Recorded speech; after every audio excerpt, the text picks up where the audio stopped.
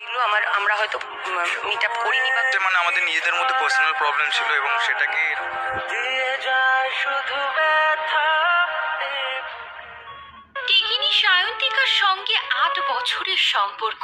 এবার মায়ের পছন্দের পাত্রীকে চুপিসারে বিয়ে করলেন সায়ন্তিকার চর্চিত প্রেমিক। তোমারও সঙ্গে বিধেছি।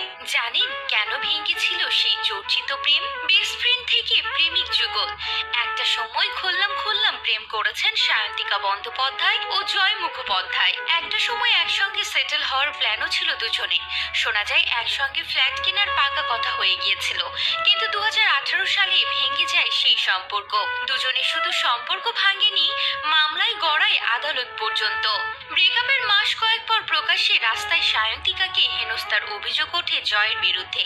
এরপর কেটেছে প্রায় 7 বছর। সায়ন্তিকা এখন রাজনীতি নিয়ে ব্যস্ত, ওদিকে টলিউড থেকে দূরে জয়ও। সকলকে